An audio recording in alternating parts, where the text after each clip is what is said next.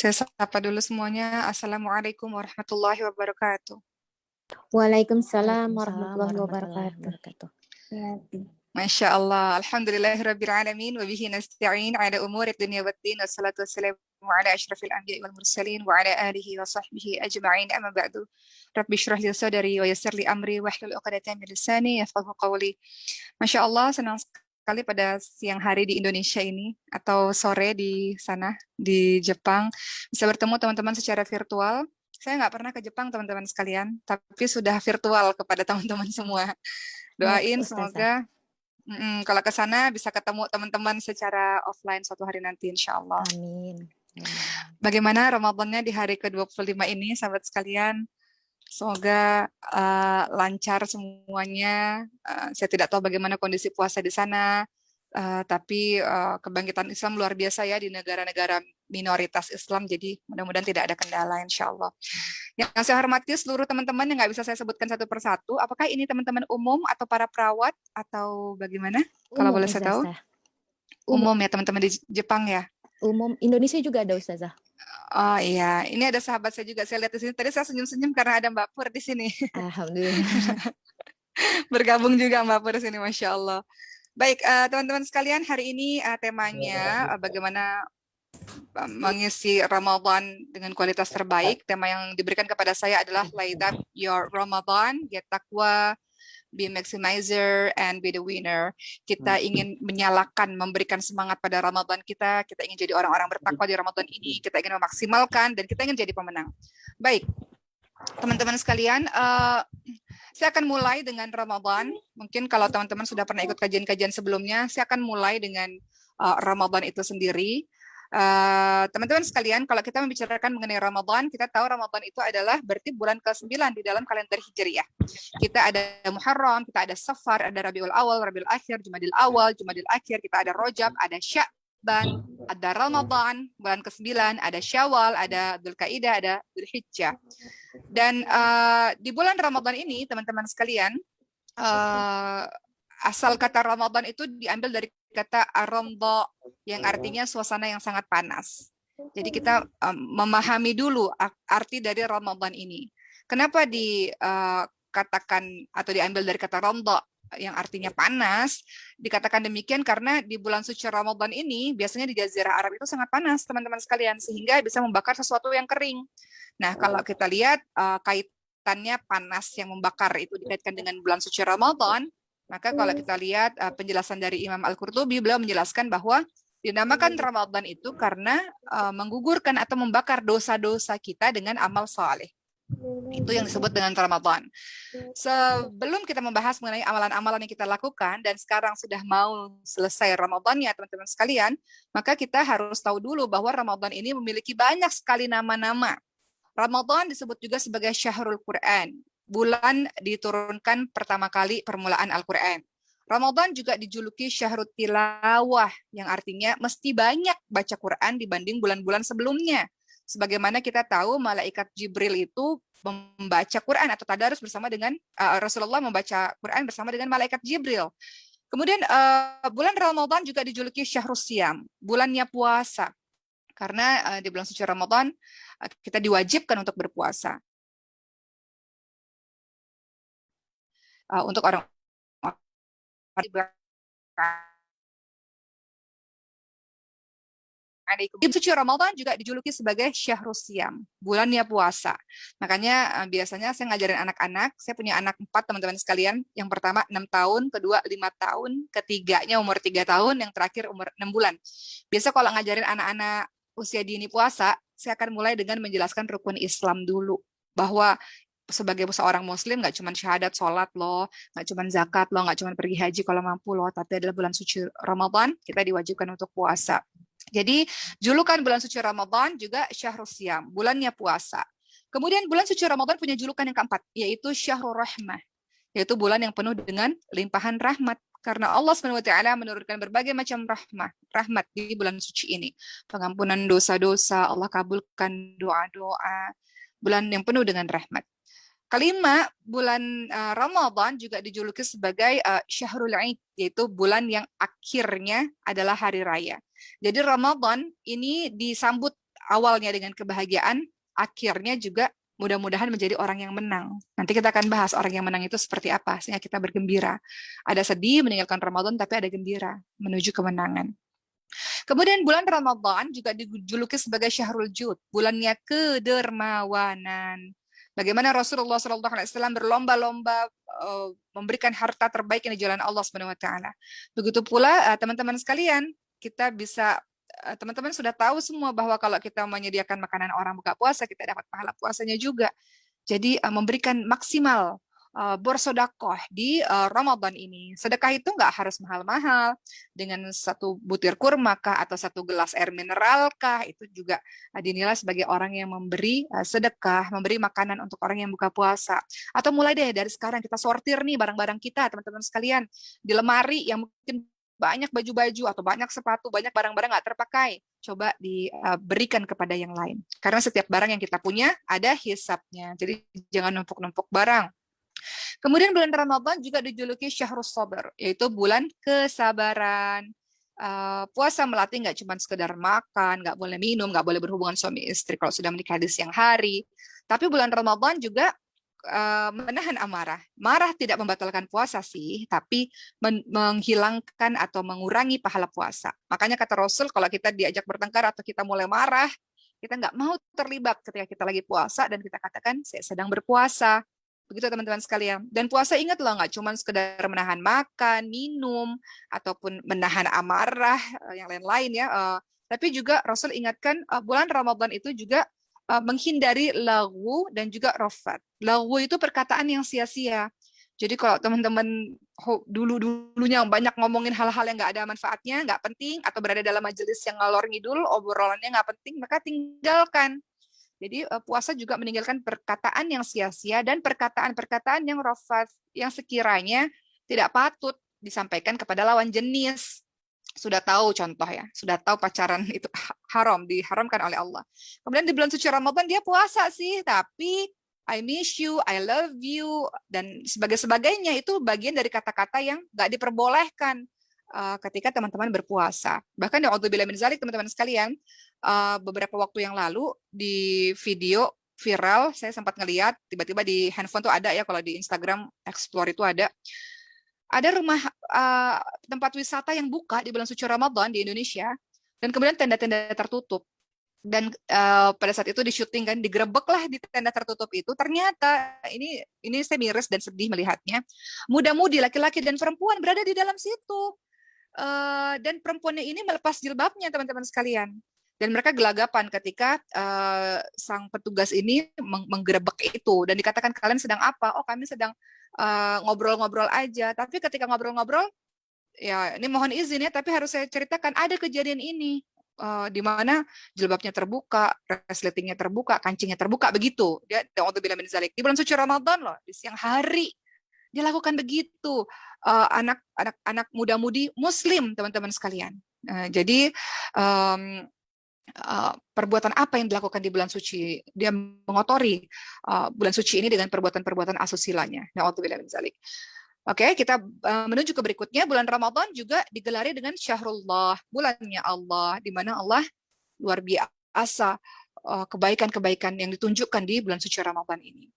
Mari kita lihat sejenak sebelum kita bahas mengenai amal saleh di bulan suci Ramadan. Keutamaan bulan suci Ramadan, sahabat-sahabat sekalian. Pertama tadi ya, bulan diturunkannya Al-Quran. Teman-teman lihat dalilnya dalam surah Al-Baqarah 185. A'udzu billahi minasyaitonir rajim. Syahrul Ramadan alladzi unzila fihi al-Qur'an hudal linnas. Al-Qur'an permulaannya diturunkan di bulan suci Ramadan untuk jadi petunjuk bagi manusia. Bulan Ramadan, bulan Quran, maka tentu saja interaksi bersama Quran harusnya banyak dibanding dengan bulan-bulan lainnya. Membacakah yang didahulukan, atau murajaahkah, atau ziyadah, nambah hafalan?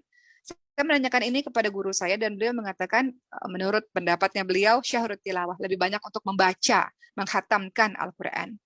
Wallahu a'lam, begitu kata beliau. Kemudian yang kedua, keutamaan dari bulan suci Ramadan, teman-teman sudah tahu, syaitan dibelenggu, pintu-pintu neraka ditutup, pintu surga dibuka. Itu kata Rasulullah. Maknanya apa? Maknanya adalah untuk berbuat baik itu lebih mudah, dan berbuat jahat, berbuat maksiat harusnya lebih susah di bulan suci Ramadan.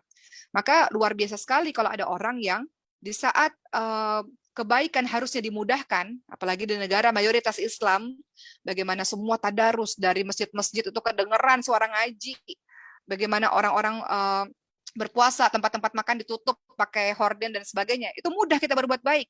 Tapi kok bisa ada yang malah melakukan maksiat pada saat semua kondisi sudah kondusif untuk kita beramal soleh, khususnya di negara-negara yang mayoritas Islam.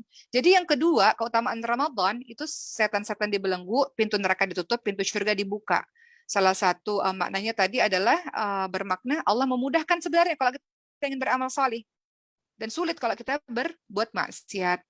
Kemudian yang ketiga, keutamaan dari Ramadan adalah terdapat malam yang penuh dengan kemuliaan dan keberkahan. Ini nih kita nih di 10 malam terakhir nih.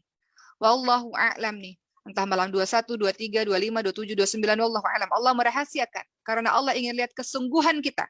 Di 10 hari terakhir harus lebih sungguh-sungguh lagi dibanding 20 hari sebelumnya. Jangan mengikuti bukber yang sekiranya bisa membuat kita nggak tarawih atau membuat kita jadi malas tarawih karena kemalaman, ngobrol nggak penting dan segala macam. Atau jangan disibukkan dengan perkara-perkara yang lain-lain. Rasulullah SAW di 10 malam menyentuh istri-istrinya. Beliau betul-betul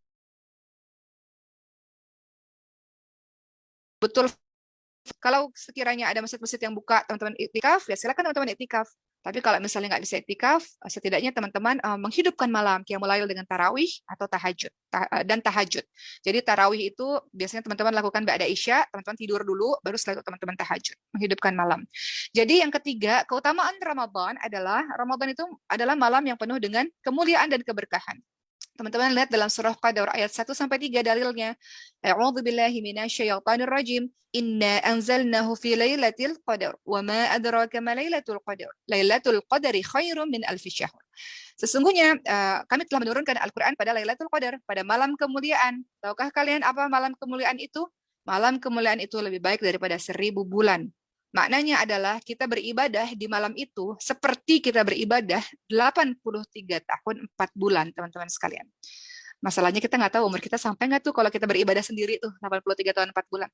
Tapi ketika teman-teman ibadah di Lailatul Qadar, Masya Allah, seperti amalan 1000 bulan, 83 tahun 4 bulan. Keempat, keutamaan Ramadan, teman-teman sekalian. Makanya rugi kalau ada orang-orang yang nggak maksimal di Ramadan. Dia nggak tahu keutamaan Ramadan. Keutamaan Ramadan yang keempat adalah bulan yang dimana Allah mengabulkan doa-doa. Kata Rasulullah SAW, 3 orang yang doanya tidak tertolak adalah orang yang berpuasa sampai dia buka. Jadi teman-teman ini puasa ini doa kepada Allah SWT, Allah kabulkan. Pemimpin yang adil dan doa orang yang dizalimi. Jadi banyak berdoa di Ramadan ini teman-teman sekalian. Karena kita lagi dalam ibadah.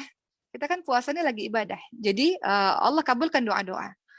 Kemudian teman-teman berbuka, teman-teman doa, teman-teman setelah melakukan amal soleh, teman-teman doa, tahajud, teman-teman doa sebelum sahur tuh, jangan cuma makan aja. Sebelum sahur, teman-teman tahajud dulu. Kata Rasulullah, di sepertiga malam terakhir, Allah turun ke langit dunia. Siapapun yang minta Allah kasih, yang minta ampun, Allah ampunkan. Nah, jadi manfaatkan di sepertiga malam terakhir itu. Kita minta apa-apa, Allah kasih. Kita minta agar Allah ampuni kita, Allah ampuni kita. Kita doa, Allah kabulkan. Begitu kata Rasul. Di sepertiga malam terakhir. Sekitar mungkin kalau di Indonesia ini sekitar jam 1:30 sampai menjelang subuh. Jadi sebelum sahur, teman-teman bangun untuk berdoa kepada Allah Subhanahu wa Ta'ala. Apalagi bulan suci Ramadan, waktu yang dikabulkannya doa-doa.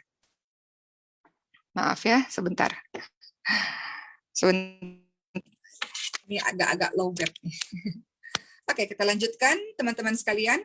Berikutnya, teman-teman akan sering mendengar, kita sudah lewat sih, tapi kita akan bahas juga nuzulul Quran kan, bahwa bulan Ramadan, bulan diturunkannya Al-Quran. Tadi di awal saya katakan bahwa itu menjadi tugas bagi kita semua untuk memperbanyak baca Quran. Bagaimana mungkin ada orang yang sehari-harinya nggak baca Quran? Bagaimana dia bisa hidup dengan itu? Al-Quran itu ruh, teman-teman sekalian. Orang yang nggak pernah baca Quran, yang nggak dekat dengan Quran, dia nggak hidup. Kenapa? Dia seolah-olah hidup, padahal dia nggak hidup, karena Al-Quran itu ruh. Al-Quran itu menghidupkan hati kita, menghidupkan pikiran kita, menghidupkan segala sesuatu yang ada dalam diri kita. Jadi kalau ada orang, apalagi Ramadan, nggak pernah pegang Quran, maka dia seolah-olah hidup, tapi sesungguhnya dia mati, teman-teman sekalian. Ya, baik kita lihat bagi orang-orang yang masih nggak mau dekat-dekat dengan Al-Quran, karena dia tidak tahu apa itu manfaat Al-Quran. Apa sih manfaat Al-Quran dalam kehidupan kita, teman-teman sekalian? Sampai teman-teman nggak boleh meninggalkan Al-Quran sehari pun. Guru saya mengatakan begini ketika saya tanya, Syekh, sebenarnya waktu terbaik bersama Quran kapan sih, Syekh? Kan kita sibuk nih hari-hari. Kadang kita kerja keluar, kadang kita melakukan ini, itu. Maka beliau mengatakan, waktu terbaik untuk berinteraksi dengan Quran adalah permulaan hari. Jadi sebelum engkau melakukan berbagai macam kegiatan, mulai dengan membaca Al-Quran. Ya kalau yang sudah bisa satu hari, kalau bisa sekali baca 1 juz ya alhamdulillah. Biasa kalau teman-teman baca 1 juz, kalau udah lancar 45 menit selesai. Tapi kalau misalnya belum bisa 1 hari 1 juz, one day 1 juz ya, teman-teman bisa 1 hari setengah juz, atau 1 hari 1 halaman, atau 1 hari 1 ayat. Yang penting istiqomah. A'udzubillahi minasyaitonirrajim, Yasin. 1 ayat, shadaqallahul adzim. 1 ayat. Tapi maksudnya sedikit-sedikit, yang penting istiqomah teman-teman sekalian. Ya, jangan meninggalkan sama sekali. Orang-orang yang nggak dekat dengan Quran, apalagi di Ramadan ini, karena dia nggak tahu manfaat Al-Quran dalam kehidupannya. Maka hari ini saya akan membahas sedikit saja, singkat. Saya bicara agak cepat, sahabat sekalian, karena materinya banyak, sementara waktunya agak sempit. Jadi mohon maaf ya kalau bicaranya agak cepat. Apa sih manfaat Al-Quran dalam kehidupan kita? Nah, teman-teman sudah tahu nih. Pertama, Al-Quran adalah petunjuk. Nggak mungkin kita nggak hidup nggak mungkin kita hidup tanpa petunjuk. Bingung kita mana yang benar, mana yang salah, nggak tahu menurut syariat Islam ya. Jadi kalau kita lihat dalil yang menunjukkan bahwa Al-Quran sebagai petunjuk dalam surah Al-Baqarah 185, Allah Subhanahu wa taala berfirman yang sudah saya sebutkan tadi, A'udzubillahi minasyaitonirrajim, syahrul ramadhan alladzi unzila fihi al-Qur'an hudan linnas. Al-Quran, bayangkan teman-teman sekalian, Al-Quran itu mukjizatnya Rasulullah sallallahu alaihi wasallam kan. Sebelum Al-Quran sudah ada kitab-kitab sebelumnya. Dan biasanya kitab-kitab itu untuk kaumnya saja di tahun itu saja, di waktu tertentu. Tapi Al-Quran berlaku untuk hudalin nas, untuk semua manusia, dan sepanjang zaman. Dan Al-Quran itu mukjizat. Kita lihat nabi-nabi lain punya mukjizat kok. Nabi Isa dari bayi bisa bicara, bisa menghidupkan orang mati. Nabi Sulaiman bisa bicara sama hewan-hewan, punya bala tentara jin, hewan-hewan dan sebagainya. Siapa lagi? Nabi Nuh punya kapal yang besar. Nabi Ibrahim punya mukjizat bisa bertahan di api yang panas. Tapi Rasulullah punya mukjizat tersendiri. Apa itu? Al-Quran.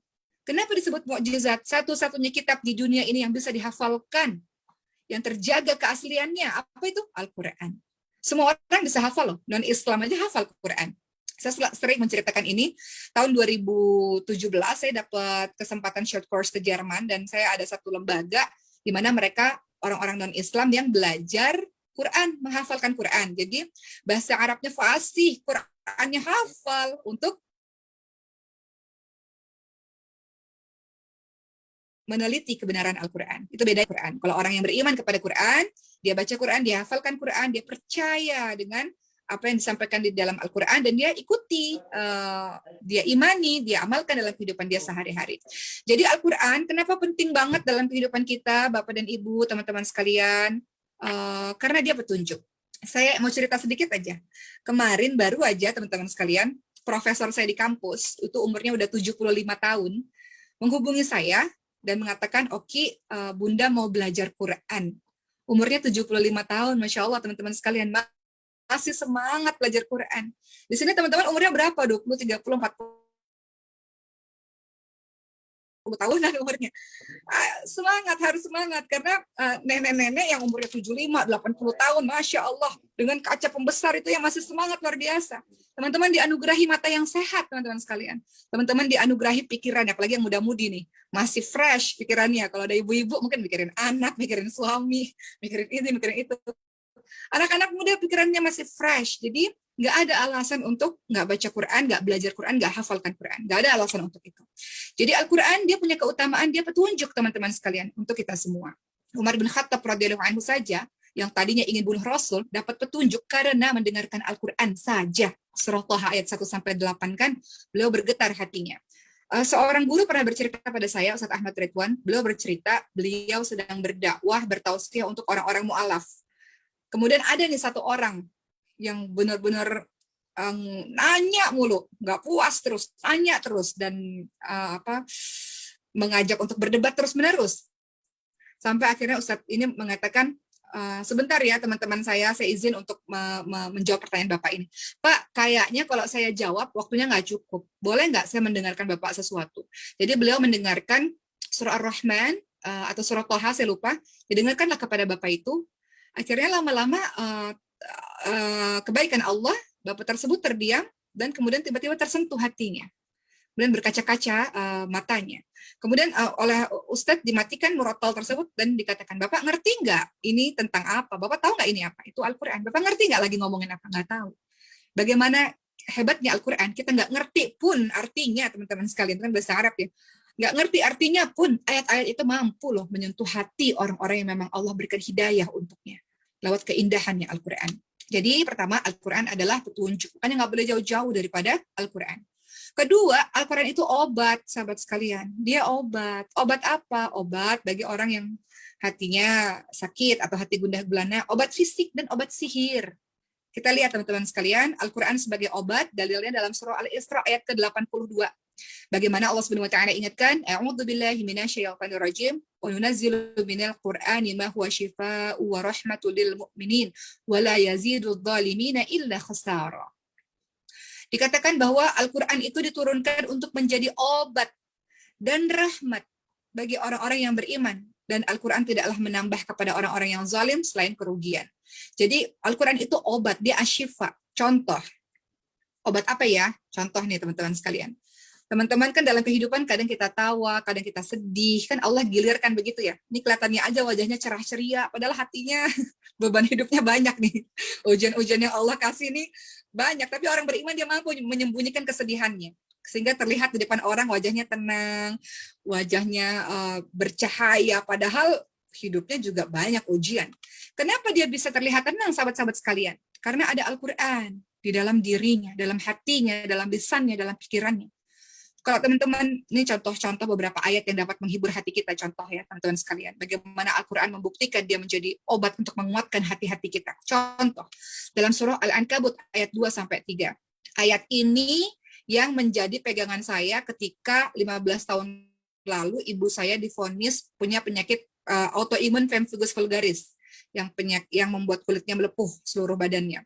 Saya ingat ayat ini. Ayatnya bunyinya, A'udzu billahi minasyaitonir rajim, ahasiban nasu ayyutraku ayyaqulu amana wa hum la yuftanun.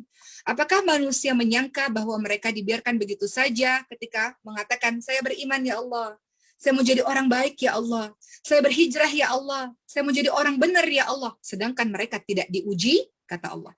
Jadi siapapun yang mengatakan saya mau jadi orang baik, saya beriman, saya berhijrah ya Allah, saya mau berubah ya Allah, pasti satu paket Allah akan uji. Begitu dalam surah Al-Ankabut ayat 2-3.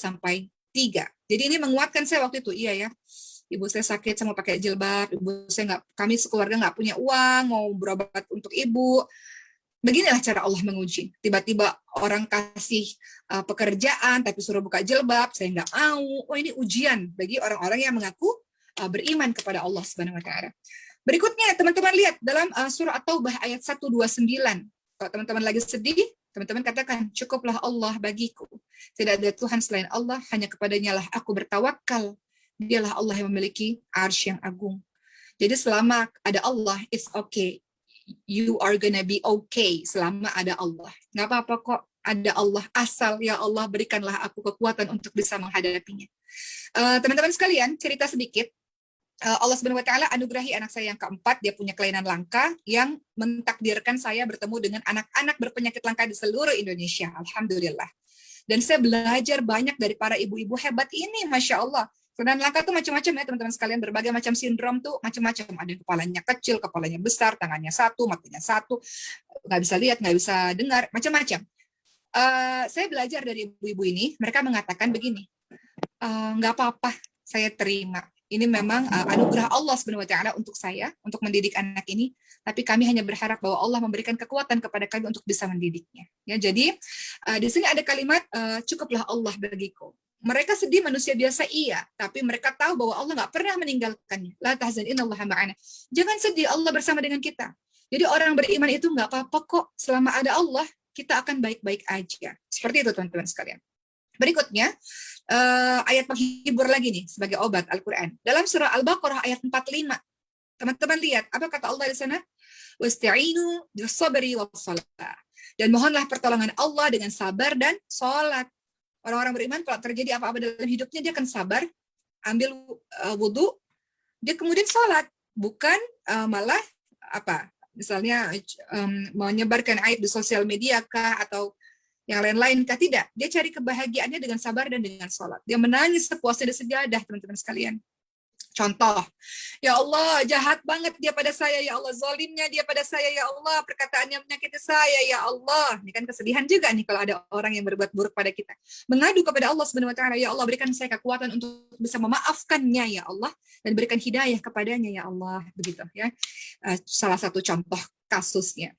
Kemudian ayat juga yang menghibur hati saya, Al-Quran sebagai obat. Ini kita kadang manusia punya ayat-ayat favorit, teman-teman sekalian. Saya sangat suka ayat ini, surah Ali Imran 139. Dalam surah Ali Imran 139, Allah katakan apa? A'udzu billahi minasyaitonir rajim. Wa la tahinu wa la tahzanu wa antumul a'launa in kuntum mu'minin. Jangan lemah, kata Allah. Jangan sedih, padahal kamulah orang yang ditinggikan derajatnya kalau kamu orang-orang yang beriman. Jadi Allah bilang jangan lemah, jangan sedih, jangan. Engkau kan ditinggikan derajatnya, engkau kan beriman Allah Subhanahu wa taala kepada kita semua. Dan satu ayat favorit lagi. Banyaklah ayat-ayat Al-Quran, tapi saya ingin berbagi ayat favorit saya kalau saya lagi sedih. Saya manusia biasa, teman-teman sekalian. Saya juga punya kesedihan yang luar biasa ketika dokter mendiagnosa anak saya punya sebuah sindrom, dan kita bolak-balik ke dokter. Anak saya diperiksa dari kepala sampai kaki. Nah, itu juga kesedihan juga. Tapi saya teringat ayat ini, Al-Baqarah 216. Ayat favorit ini. Apa kata Allah? A'udzu billahi minasyaitonir rajim. Wa 'asa an takrahu syai'an wa huwa khairul lakum wa 'asa an tuhibbu syai'an wa huwa syarrul lakum. Allahu ya'lamu wa antum la ta'lamun. Boleh jadi kamu benci sesuatu, padahal itulah yang terbaik untukmu. Boleh jadi kamu suka sesuatu, padahal itu enggak baik untukmu. Allah mengetahui, manusia nggak mengetahui sama sekali. Jadi ayat ini membuat kita berhusnuzon akan apapun yang Allah takdirkan dalam kehidupan kita, maka kita akan senantiasa berprasangka baik kepada Allah karena kita tahu bahwa apapun yang kita nggak suka, tapi kata Allah justru itu yang baik untukmu. Engkau jadi belajar sabar, engkau jadi belajar tangguh, jadi belajar kuat, jadi belajar tawakal berserah kepada Allah Subhanahu wa taala. Begitu contoh kasusnya ya teman-teman sekalian. Berikutnya kita akan masuk bahwa Al-Quran juga adalah obat untuk orang yang punya penyakit fisik. Teman-teman pusing, teman-teman sakit perut, teman-teman sakit tangan, teman-teman baca Al-Fatihah. Ini pernah terjadi di zaman sahabatnya Rasul, di Ruqyah ya, dibacakan ayat-ayat suci Al-Quran, salah satunya baca Al-Fatihah. Atau teman-teman bisa baca Al-Ikhlas, Al-Falaq, An-Nas, teman-teman tiup, teman-teman letakkan di atau usapkan di tubuh yang sakit. Itu Al-Quran sebagai asyifa, obat bagi tubuh yang sakit. Al-Quran juga obat bagi sihir. Percaya nggak sihir itu ada? Orang-orang Indonesia ini biasanya banyak sihirnya katanya. Jatuh cinta pakai sihir, iri dagangan orang lain laku pakai sihir, sakit hati pakai sihir, dan lain-lain. Jadi menghindari sihir adalah baca zikir pagi petang. Makanya kita diminta untuk baca zikir pagi petang, karena kita nggak tahu ada orang-orang atau ada orang-orang jahat ya, atau ada jin-jin yang dikirimkan untuk mencelakakan kita, maka kita bisa selamat dengan ruqyah syar'iyah. Nah, ruqyah syar'iyah itu adalah yang syar'i adalah baca doa-doa yang sesuai dengan petunjuk Allah dan Rasul-Nya. Masih membahas Quran, sebelum kita membahas mengenai apa yang kita lakukan di hari-hari Ramadan ini, teman-teman sekalian, untuk bisa dekat dengan Al-Quran, pertama harus baca Al-Quran, harus baca. Kenapa? Karena kata Rasulullah SAW akan dikatakan kepada sahibul Quran, pada orang yang cinta Quran di akhirat nanti, bacalah dengan tartil sebagaimana engkau membacanya di dunia, sesungguhnya kedudukanmu di hari akhir berdasarkan ayat-ayat yang engkau baca. Jadi nanti tingkatan surga itu bergantung dengan banyaknya ayat-ayat yang kau baca, teman-teman sekalian. Jadi harus baca Quran setiap hari dengan cara warattilil Qur'ana tartila. Kita diminta baca Quran dengan tartil. Makanya kalau belajar ngaji harus pakai guru. harus pakai guru supaya kita membaca sesuai yang dicontohkan oleh Rasulullah SAW. Bahkan sekarang sudah banyak ya untuk membaca sanad qiraah, sanad membaca. Jadi kita baca Quran tapi ada sanadnya yang bersambung pada Rasulullah. Atau teman-teman sudah hafal juga ambil sanad dengan para masyayikh misalnya. Saya pikir di Jepang juga pasti ada ya orang-orang yang sudah bersanad. Teman-teman kejar guru-guru itu untuk teman-teman bisa baca dengan betul. Kedua, yang harus dilakukan kalau teman-teman mau dekat sama Quran, baca tafsirnya, baca artinya, supaya teman-teman bisa tadabur, teman-teman paham ini ayat bahas apa, kenapa dia bisa turun, begitu. Kemudian yang ketiga, dengan menghafalkannya. Kata Rasul apa? Sesungguhnya orang yang nggak punya hafalan Al-Quran sama sekali seperti rumah yang mau hancur, rumah rusak. Jadi harus ada hafalan Quran, sahabat-sahabat sekalian. One day one ayat lah misalnya, kalau memang susah untuk ngafalin Quran. Zaman sekarang anak-anak PAUD aja Masya Allah, juz 30 udah hatam teman-teman sekalian.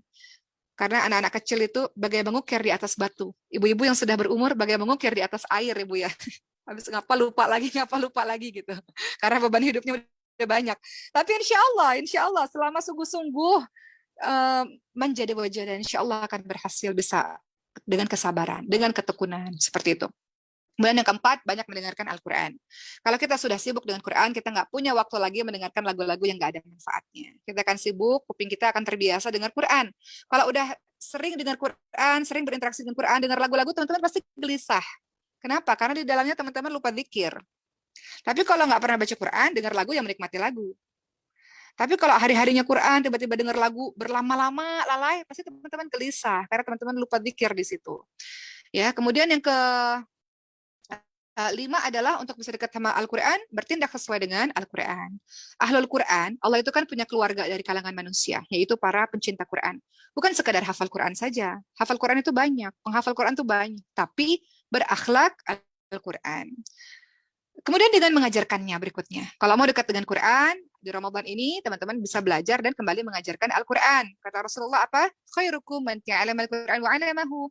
Sebaik-baik orang adalah orang yang belajar Quran dan kembali mengajarkan Al-Quran. Ngajarin adik kah, ngajarin anak di rumah kah, ngajarin teman kah, pokoknya kita ngajarin Quran. Itu membuat kita istiqamah bersama dengan Quran. Jadi apa yang kita tahu, misalnya teman-teman nih di sini sebagian, misalnya saya kan taunya Iqra aja, ya udah nggak apa-apa ngajarin Iqra kepada yang lain, yang di bawah kita maksudnya ya. Teman-teman bisa Iqra nih udah fasih nih sampai Iqra 6 atau metode Quran lainnya ya. Teman-teman ngajar kepada orang yang di bawah kita gitu, misalnya anak-anak kah atau adik-adik kah atau teman-teman yang mu'alaf kah yang baru mengenal huruf hijaiyah. Tapi teman-teman ajarkan Quran. Jadi spirit belajar dan mengajarkan karya. Supaya bisa belajar Quran, teman-teman sekalian, apalagi di Ramadan ini, pertama dia harus ikhlas. Dia semata-mata dilakukan lillah karena Allah Subhanahu wa taala. Imam Malik rahimahullah mengatakan, sahabat sekalian, segala sesuatu yang kau lakukan karena Allah akan berkelanjutan. Yang dilakukan bukan karena Allah akan putus dan berhenti. Jadi kalau engkau ingin taatnya karena Allah, Allah bantu akan taat. Ingin mendirikan masjid di Jepang karena Allah, Allah bantu insya Allah. Ingin yang lain-lain karena Allah, Allah bantu. Tapi kalau bukan karena Allah, karena popularitas kah, karena ingin dicintai orang kah, karena ingin disebut sebagai orang yang soleh, orang berilmu dan sebagainya, Allah putuskan dia di tengah jalan. Kedua, teman-teman sekalian, untuk bisa dekat dengan Quran, beramal soleh di bulan suci Ramadan ini, jauhkan diri dari maksiat. Maksiat itu membuat kita malas beribadah. Kemarin ada yang tanya, saya udah dengar ceramah banyak banget, tapi kok saya susah ya baca Quran? Saya susah ya untuk sholat. Saya susah ya untuk melakukan amal soleh lainnya. Kenapa? Karena masih ada maksiat yang dikerjakan. Maksiat membuat kita malas beramal soleh. Maksiat membuat kita susah untuk belajar Quran dan susah ngafalin Quran. Misalnya kalau teman-teman mau ngafalin Quran. Maksiat membuat kita susah untuk bangun qiyamul lail. Malas. Kenapa? Ke pembahasan berikutnya, teman-teman sekalian. Ada orang-orang yang merugi di bulan suci Ramadan ini. Siapakah mereka yang rugi di bulan suci Ramadan? Mereka yang melaksanakan Ramadan tanpa ilmu. Makanya kita disuruh belajar, dengar kajian, baca kitab, baca buku, supaya kita ngerti. Kalau kita punya ilmunya, kita akan termotivasi. Ingat kisah 99 orang yang membunuh 99 orang? Dia mau taubat, teman-teman sekalian. Ini dikisahkan dalam hadis riwayat muttafaqun alaih. Jadi dia ini sudah bunuh 99 orang. Kemudian dia pergi ke seorang ahli ibadah.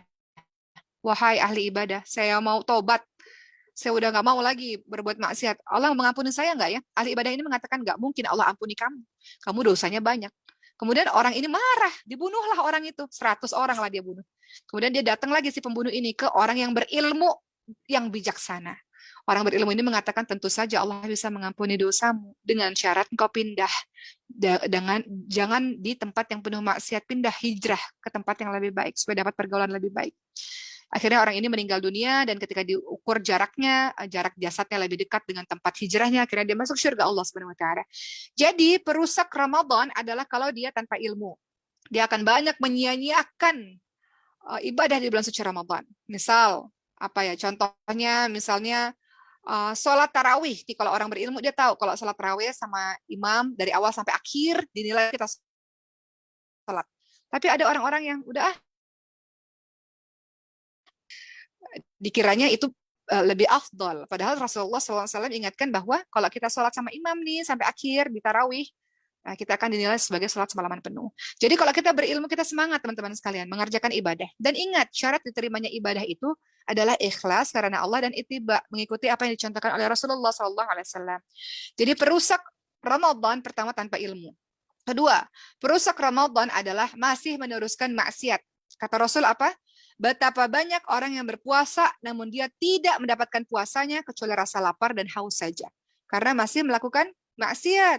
Atau hadis yang lain Rasulullah katakan, barang siapa yang tidak meninggalkan perkataan dusta, malah mengamalkan kata-kata yang nggak ada manfaatnya, bicara terlalu banyak nggak ada manfaatnya, maka Allah nggak butuh lapar dan hausnya dia. Jadi ada jenis orang yang caranya sangat banyak, saking banyaknya bicara, banyak dosanya teman-teman sekalian. Karena di dalamnya ada ribah, mungkin ngomongin orang, ngomongin sesuatu yang fitnah dan sebagainya. Ya, dan juga tadi saya ingatkan, Rasul juga ingatkan bahwa puasa itu nggak cuma menahan makan dan haus saja, tapi juga menahan lagu, perkataan sia-sia dan rafas, perkataan yang jorok antara laki-laki dan perempuan. Itu yang tidak boleh kita. Kemudian Rasul ingatkan teman-teman sekalian, celakalah orang, salah satunya adalah ketika berlalunya bulan suci Ramadan, dia nggak mendapatkan ampunan dari Allah Subhanahu wa taala. Selainnya ada orang tua, dia nggak berbakti. Kemudian Rasulullah juga katakan celaka ketika disebutkan nama Rasul nggak berselawat kepada Rasulullah SAW. Tapi Rasul ingatkan celaka nih orang-orang. Udahlah di bulan suci Ramadan 1 bulan Allah begitu banyak obrol pahala, Allah kabulkan doa, Allah ampuni dosa, nggak dapat juga ampunan Allah. Artinya masih maksiat juga di Ramadan. Padahal udah diingatkan berkali-kali. Maka kata Rasul celakalah orang-orang yang seperti ini. Sudah dikasih kesempatan orang-orang soleh itu salafus soleh 6 bulan sebelum Ramadan itu mereka berdoa agar umurnya disampaikan di Ramadan. Setelah Ramadan maksimal Ramadan 6 bulan berikutnya doa sungguh-sungguh agar amal ibadah diterima di bulan suci Ramadan. Tapi ada jenis orang-orang yang sangat lalai di Ramadan. Sudah dikasih tunjuk nih orang ada ibadah di depan matanya masih lalai juga. Jadi kata Rasul celakalah orang-orang yang seperti ini. Ketiga, orang yang rugi di bulan suci Ramadan pelit sama harta. Orang yang pelit sama harta. Padahal Rasulullah SAW ingatkan bahwa di bulan suci Ramadan adalah waktunya untuk bersedekah dan Rasul ingatkan bahwa ada orang-orang yang akan mendapatkan syurga Allah Subhanahu wa taala, yaitu orang-orang yang ketika dia bicara benar, orang-orang yang memberi makan, orang-orang yang senantiasa puasa dan sholat pada malam hari di waktu manusia tidur. Orang-orang ini akan mendapatkan syurga dari Allah Subhanahu wa taala, di mana di dalam syurga itu ada kamar-kamar yang bagian luarnya terlihat dari bagian dalam dan bagian dalamnya terlihat dari bagian luar. Jadi di sini kita lihat bahwa orang yang merugi di bulan suci Ramadan, orang yang masih pelit hartanya, tumpuk itu hartanya. Berbagi teman-teman sekalian, sesungguhnya ketika engkau sedekah, itulah tabunganmu yang sesungguhnya di hari akhir. Saya banyak teman-teman sekalian, saya jumpai orang-orang kaya yang tawadhu itu banyak banget. Orang-orang kaya yang sombong banyak, tapi orang-orang kaya yang tawadhu itu banyak banget. Sederhana hidupnya nih, saya ceritain teman-teman sekalian ya. Beliau ini seorang triliuner, punya pabrik, orang kaya raya sekali. Ketika saya bicara pada beliau, yang beliau katakan, saya ini sangat takut dengan fitnah harta. Saya takut harta ini membuat antar keluarga jadi ribut, atau saya takut dengan harta ini membuat saya lupa kepada Allah Subhanahu wa taala. Dan anak-anak saya semuanya saya masukkan kepada pesantren sederhana, teman-teman sekalian. Jadi anak-anaknya itu dimasukkan ke pesantren yang sederhana. Dia mengatakan agar anak-anak saya tahu artinya rugi di bulan suci Ramadan adalah orang yang masih pelit sama harta. Allah kasih kaya raya pada dirimu, teman-teman sekalian. adalah harusnya menjadikan engkau takut. Aksioner ya Allah, duitnya nggak berseri teman-teman sekalian. Tapi beliau takut dengan hartanya. Maka beliau banyak menyedekahkan. Semakin disedekahkan, semakin banyak hartanya. Allah. Teman-teman lihat dalam surah Al-Baqarah 261. Ketika kita menginfakkan harta di jalan Allah, Allah lipat gandakan sampai 700 kali lipat. Jadi Abdurrahman bin Auf ini takut ketika banyak hartanya karena tahu dihisapnya lama. Dari mana harta ini didapatkan, kemana harta ini akan diberikan. Begitu di pertanyaan nanti di hari akhir. Jadi kembali lagi yang ketiga tadi, perusak Ramadan adalah pelit dengan harta. Yang keempat, perusak Ramadan, puasa tapi nggak sholat. Banyak ini terjadi nih. Orang-orang malah lebih, contoh ya, bergembira buka puasa, bergembira. Wah, buka puasa bahagia, tapi nggak sholat. Maghribnya lewat. Bagaimana mungkin ini bisa terjadi? Jadi perusak amal ibadah, perusak Ramadan adalah dia puasa, kemudian nggak sholat. Bagaimana bisa teman-teman sekalian? Ya, kalau kita lihat ada seorang pakar fikih kerajaan Arab Saudi namanya Syekh Muhammad bin Shalih Al Utsaimin, beliau katakan orang puasa tapi nggak sholat, puasanya nggak diterima oleh Allah Subhanahu Wa Taala. Karena orang yang nggak sholat berarti dia meninggalkan agama Allah Subhanahu Wa Taala. Begitu katanya. Yang kelima, perusak Ramadan adalah sholat tarawih yang super duper ngebut banget bacaannya, ngebut banget gerakannya, nggak tahu itu gerakannya apa. Padahal kita diminta untuk sholat dengan tumakninah, sholat dengan tenang, teman-teman sekalian. Rasulullah ingatkan bahwa Rasul melarang orang yang muhtasiran. Apa itu muhtasiran? Maka Ibnu Hajar rahimahullah menjelaskan, sebagian ulama menafsirkan muhtasiran yang disebut Rasul ini adalah orang yang sholat tapi sholatnya nggak tenang. Sholatnya buru-buru, sholatnya ngebut. Kemudian yang keenam, apa sih perusak Ramadan? Yang keenam adalah orang-orang yang melakukan hal-hal yang nggak ada gunanya. Contoh, nggak ada gunanya apa?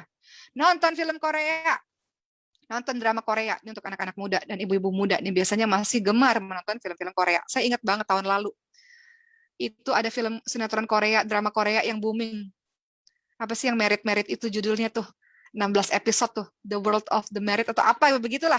Tapi itu tahun lalu, saya ingat banget itu tahun lalu teman-teman sekalian. Ada orang yang menghabiskan Ramadannya dengan nonton drama Korea. Ya Allah, ya padahal diminta banyak ibadah tapi dia banyak nonton film Korea. Nonton drama Korea itu addicted loh. Apa tuh addicted itu? Dia ketagihan teman-teman sekalian. Kenapa saya bilang begitu? Karena saya dulu korbannya juga. Dulu sempat suka nonton drama Korea, habis itu ya Allah, nggak bisa ngerjain apa-apa nih, akhirnya stop, nggak mau lihat lagi. Daripada ngelihat satu episode penasaran, episode berikutnya mending nggak usah sama sekali. Terakhir teman-teman sekalian, akhir Ramadan. Sekarang ini tanggal 7 Mei, di hari ke-25 Ramadan, maka janganlah kita menyangka bahwa kita sudah lepas dari kewajiban-kewajiban, kita menyangka bahwa taat itu hanya di Ramadan saja, kita menyangka sebentar lagi kita lulus, udah nggak perlu lagi tarawih, nggak perlu lagi tadarus, nggak perlu lagi saum dan sebagainya. Janganlah begitu teman-teman sekalian, karena titik balik dalam kehidupan kita untuk memperbaiki diri kita lebih baik daripada sebelumnya.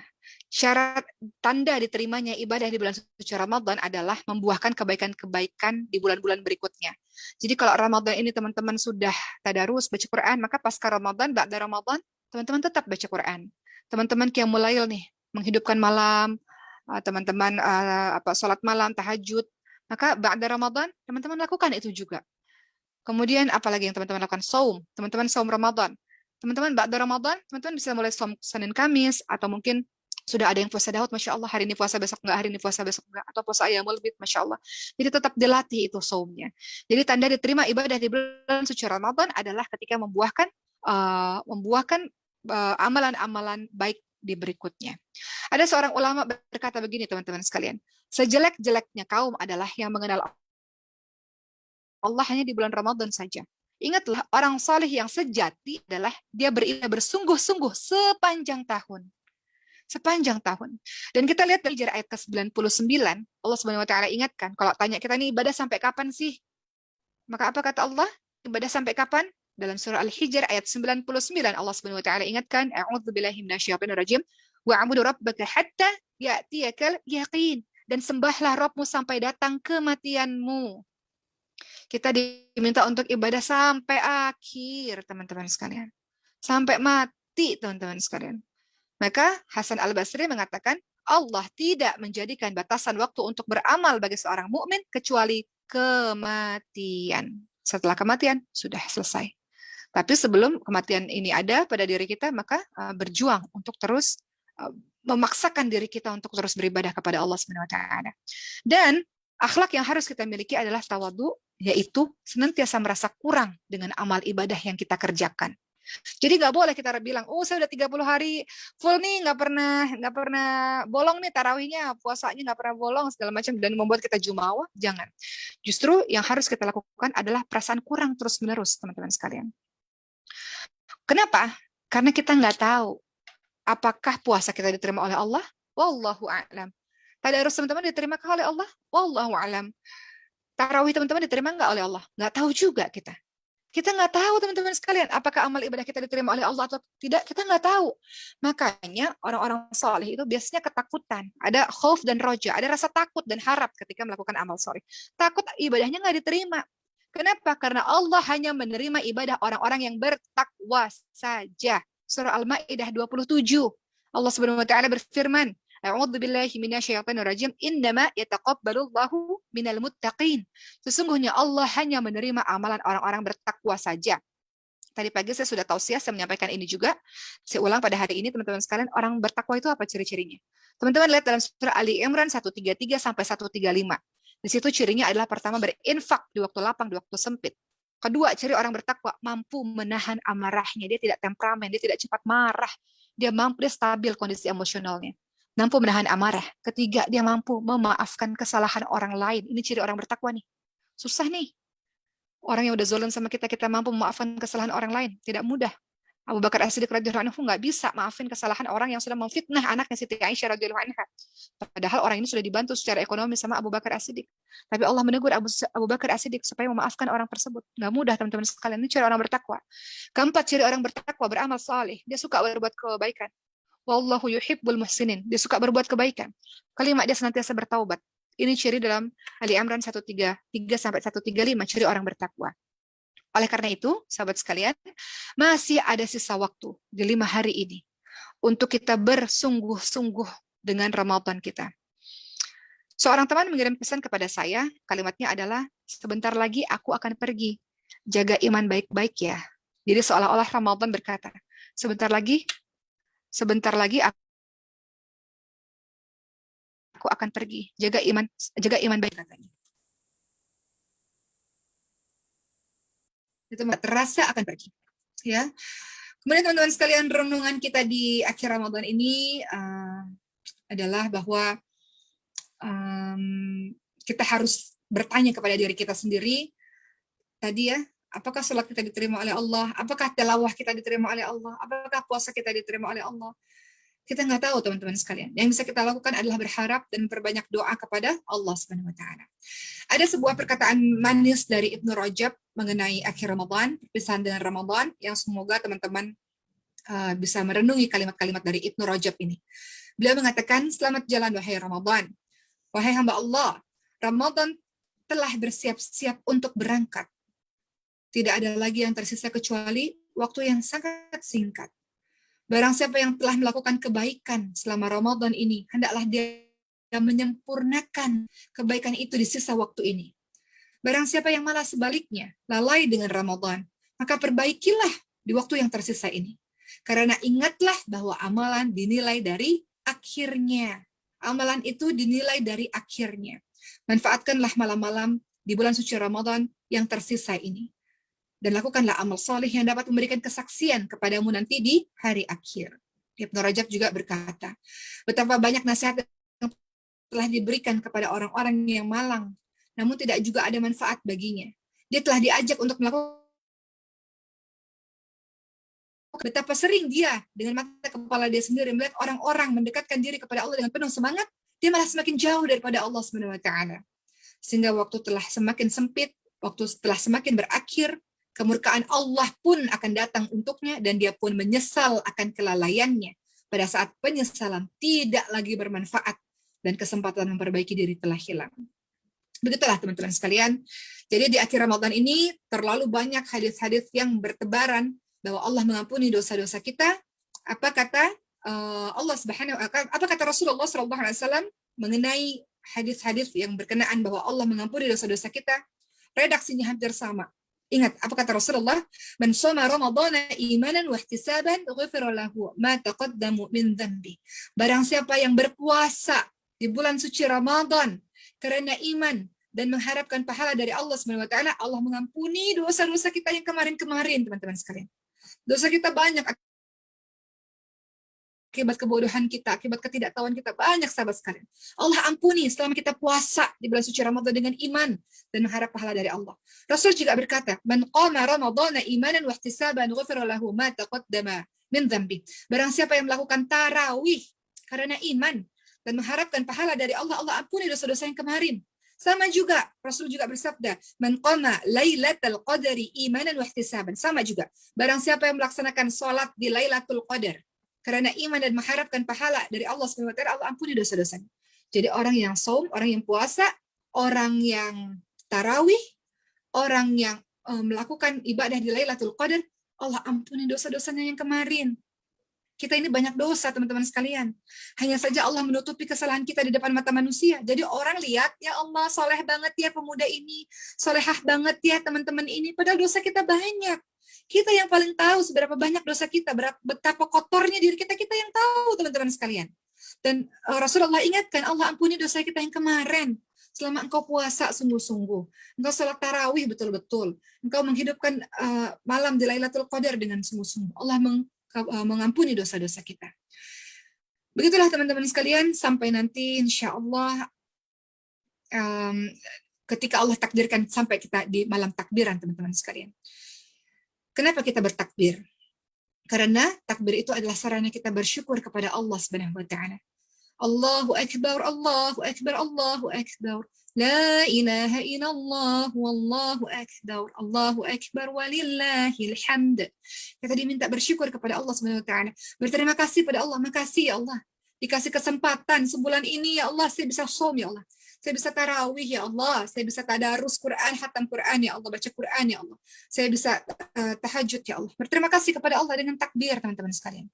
Dan orang-orang menyangka Hari Raya Idul Fitri, Hari Raya itu adalah hari menuju kemenangan. Betul, Hari Raya adalah hari kemenangan bagi orang-orang yang sudah totalitas Ramadannya di sebulan ini. Bagaimana mungkin Hari Raya Idul Fitri menjadi hari kemenangan bagi orang-orang yang durhaka kepada Allah Subhanahu wa taala? Bagaimana mungkin dia mengatakan Hari Raya, hari kemenangan, ketika dia tidak betul-betul dengan tarawihnya, tidak sungguh-sungguh dengan puasanya, masih mengerjakan maksiat. Kemudian dia katakan hari meraih kemenangan, bagaimana mungkin teman-teman sekalian? Kemudian kita tahu bahwa bulan hari raya itu adalah harusnya seseorang itu seperti bayi yang baru lahir, hari menuju kepada kesucian, kan? Nah, ini dimiliki oleh orang-orang yang sudah bertobat betul-betul dari dosa besar maupun dosa kecilnya. Menghentikan perbuatan dosa-dosanya, dia jadi diri yang baru. Baru dia bisa katakan, hari raya adalah hari yang suci, hari raya adalah hari seperti bayi yang baru lahir. Karena pada saat kita menuju ke lapangan, pada saat hari raya, Allah itu berkata, teman-teman sekalian, wahai hambaku, puasa kalian adalah untukku. Wahai hambaku, salat kalian adalah untukku. Kembalilah kalian semua dalam keadaan mendapatkan ampunanku. Itu didapatkan oleh orang-orang yang sungguh-sungguh dia. Bersungguh-sungguh dia di Ramadan ini. Maka, sahabat sekalian, bagaimana mungkin seseorang bisa mengatakan hari raya adalah hari kemenangan, sedangkan hak-hak Allah tidak dia pedulikan selama di bulan suci Ramadan. Bagaimana dia mengatakan hari raya adalah hari yang fitri, hari yang suci, sementara dia masih melakukan kedurhakaan kepada Allah Subhanahu wa taala. Maka mudah-mudahan Ramadan yang tersisa ini kita bersungguh-sungguh jangan tinggalkan tarawih, teman-teman sekalian. Mulai bangun sebelum sahur, bangun 2 rakaat lah setidaknya untuk teman-teman bermunajat kepada Allah, menangisi dosa-dosa kita. Mumpung Ramadan ini masih ada, sahabat-sahabat sekalian, sampai nanti insya Allah kita mulai bisa mengatakan di hari raya, taqabbalallahu minna wa minkum. Semoga Allah menerima amalan kami, semoga Allah menerima amalan kalian. Karena kesungguhan kita selama beribadah di bulan suci Ramadan. Wallahu a'lam. Baik teman-teman sekalian, alhamdulillahirabbil alamin. Selesai sudah tausiah singkat saya mengenai bulan suci Ramadan. Mudah-mudahan bisa menggugah perasaan teman-teman semua, lebih bersemangat lagi. Ada waktu tersisa nih sebentar lagi tersisa. Banyak baca Qur'annya, banyak qiyamul lailnya.